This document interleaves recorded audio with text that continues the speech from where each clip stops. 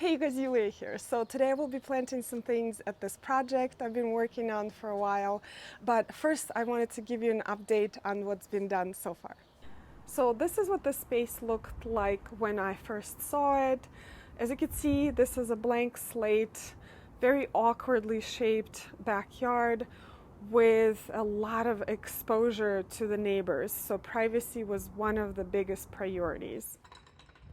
My first step on a project like this is to take measurements of everything. I pay a little bit of extra attention to measurements on smaller projects because every square foot matters in a space like this. And the next step is to take site inventory of everything. I look around, I see where the sun falls or where the shade is. I'm also looking for things that need to be screened. In this case, they had a small solar panel for their system that they just recently installed, and there was also air conditioning that needed to be screened. Then I look around and I see what needs some screening as for privacy. So there's a house on the right that my clients are completely exposed to, and there was also a house on the left. And after taking into account the site inventory, I create some design options. I usually present 2 to 4 options, and some of them are rectilinear and some are more informal or free-flowing, like in this case. And my clients wanted to keep some lawn areas and also some seating areas, and I was trying to incorporate that in all of the options for my design. But in the end, we went with this option with the patio in the middle and 2 lawns on the side. After we were set on the design, my recommendation was to plant trees right away. It's always a great idea to plant trees in your garden first before you do anything else, so they can settle and start growing. And the first 2 trees that we planted in this garden were red buds. And these are beautiful native trees to our area. And these were actually quite big specimens when they went in this garden. They were about 2.5 inches in caliper. And the other trees were hornbeams. And hornbeams are wonderful if you need screening in tight spaces like this. There are different types of hornbeams. There's a native variety that looks very informal. There's the regular variety of Carpinus betulus. But if you have a tight space, you really need to look for a cultivar like fastigiata or France Fontaine that only grow to about 3 to 4 feet wide, but really, really tall. So these trees will screen the house on the left almost completely and provide my clients with a lot of privacy. Another option for tall, skinny tree like this is actually sweet gum slender silhouette.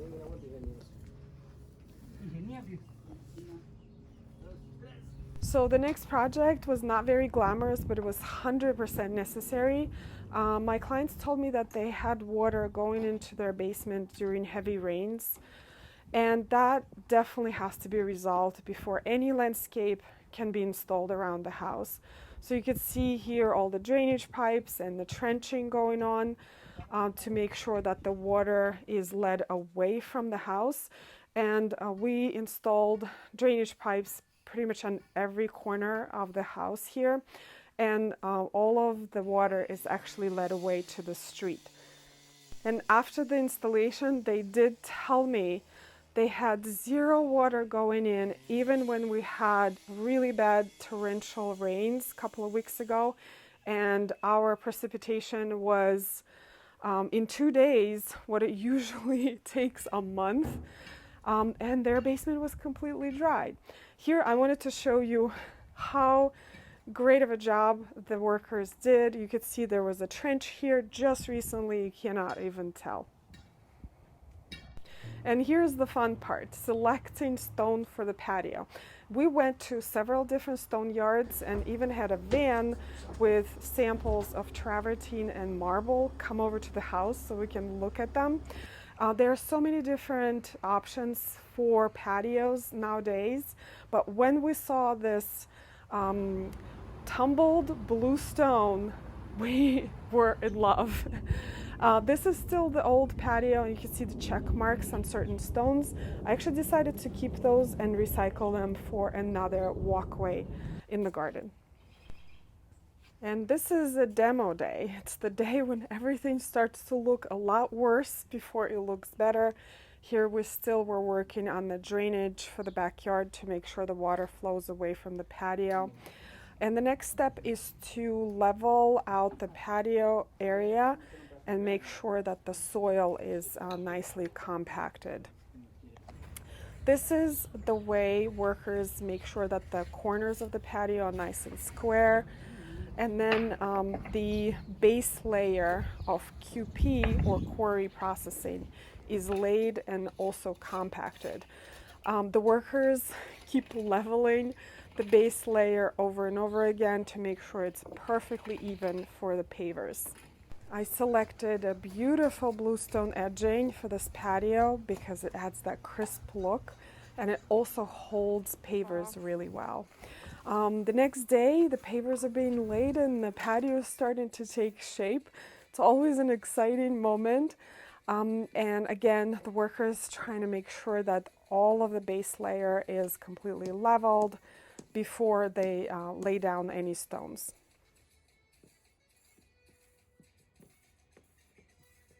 Now, after the patio was done, I came back into the space and I sort of just stared at it, thinking about the next steps of this project. Speaking of steps, there was a brick walkway leading to the patio, and it kind of became mismatched after the patio was installed, and we decided to go with stepping stones instead. And here the workers laying out the stones, making sure that the distance in between them is consistent. And here is what the stepping stone walkway looked like after the installation. And then you also needed to use a base to make sure that those stones were nice and level. And here is a moment after the sod was installed. They're actually cleaning the stones from all the soil that was brought in with the sod. But it's just turned out so lovely. And this is what the project looks like today. The trees are filling in so nicely. I think in a few years they will have complete privacy from the house next door. I love how this patio turned out, and I adore these stepping stones right here. These are bluestone stepping stones, and they are about 3 feet long and 15 inches wide. I think it's just perfect addition to the space. It kind of blends in the patio and the lawn area. And we left this strip over here for climbers. We're going to plant lots of climbers on this wall. We are looking for some trellises right now that will fit the space.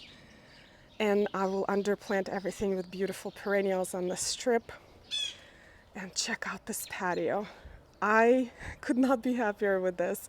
I think it's just the perfect stone color and style for this house. It does have a little bit of variation in color, which is normal for bluestone. They did such a great job. Love the bluestone edging. It just makes everything so crisp. And the red buds are filling in nicely as well. They bloomed this spring. They were gorgeous. Now this conifer right here, it's kind of half dead, but we are keeping it for now because it does provide shade here in the afternoon and also some privacy from the neighbors. But once this tree is gone, or maybe even a little bit before that, we're actually going to plant another red bud right here. So we have 1, 2, 3. So I'm kind of reserving a space right here for another red bud. So what I'm going to do today is plant these yews. These are Yews or Taxus hicksii. And the reason I will be planting these yews next to the fence is that this fence is my client's least favorite part of this garden. And we did go over a number of options as to what to do with this fence. Obviously replacing it was not an option because it was too expensive. Painting it was an option at some point, but then I checked with a number of contractors and a handyman, and they said it was not a good idea because vinyl fences that are painted actually peel and bubble and just look a lot worse in the end. So the next option was to plant some plants. And we did go over some plant options, and we landed on this plant because they are beautiful. These are evergreen. And we did want it to have an evergreen screen for the space because this spot right here, this is what my clients see out of the kitchen sink window. And these plants grow to about 3 to 4 feet wide, but it actually takes a very long time. These are more on a slow to medium growing rate plants. They will eventually get to about 10 to 12 feet tall as well, but again, that will take years and years. Another great thing about these plants, you can shear them to pretty much any shape. If you want even skinnier hedge, you can do that. If you want to keep your hedge like 5 feet tall, you can do that. You can use them in containers, and they are very low maintenance. They pretty much can grow anywhere. Part shade, sun. The only thing I would say they would not like is clay soil. But other than that, they're very flexible plants. And another thing that we decided to do, because these plants are still relatively young, and to cover this fence this year, what we're going to do is actually plant some vines. So I started some hyacinth bean vine. I have some over here. You see those little babies? And I will string them in a month. They will be up to here already, and then on top we will have beautiful purple flowers, probably middle of the summer. So I'm going to plant these about 2.5 feet apart on center. And for a lot of plants, it's a good idea to keep the proper distance between the plants.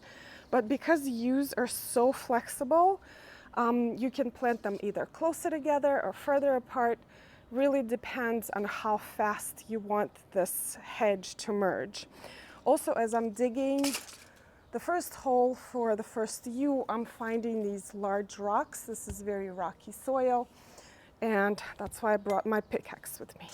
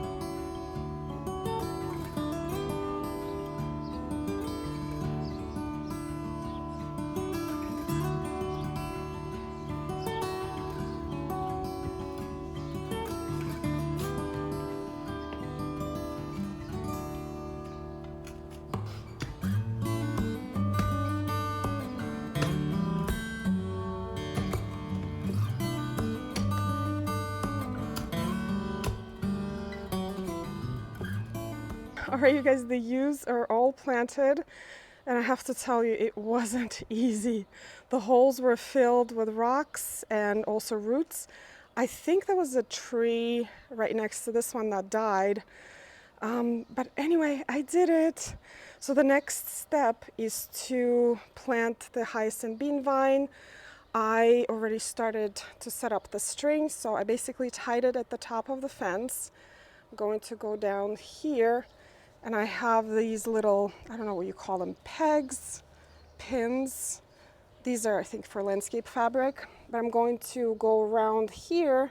Going to go around here again and go up. And I think I will do that about every 1 foot. And as you can see, they're barely visible.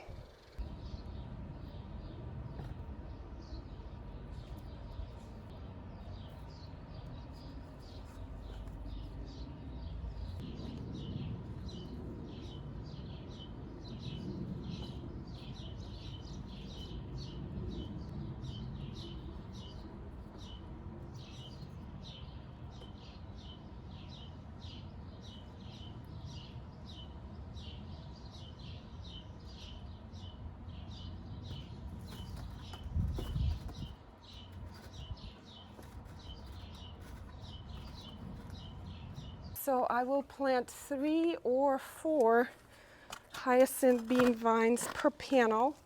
They are a very fast growing annual vine, and they will cover this fence in no time and will bloom in July, and will have these beautiful flowers and pods.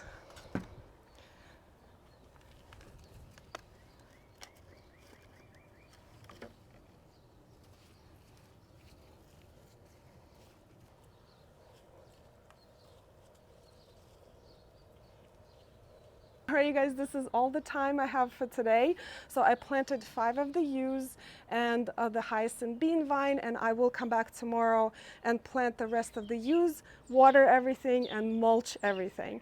But before I go, I wanted to talk about some downsides to the yew plant because no plant is perfect, and one of the things is that it is not deer resistant. So if you do have deer pressure in your area, they will definitely browse this plant, not aggressively, but they will nibble at it. Another downside is that they're kind of hard to find, so I had to drive all over around here in different nurseries to locate these many Hicksii yews. And then another thing is that they are poisonous. So if you have some curious pets in your garden, definitely keep an eye on them. But I think they are a fantastic plant for screening, very low maintenance and beautiful. And I hope you give them a try. Anyway, thank you so much, you guys, for watching today's videos. There will be a lot more updates to come in the space because I will be planting more shrubs, perennials, climbers. There may be some features like a pergola or a water feature going into this space. Anyway, thank you so much, you guys, for watching, and I will see you in the next video.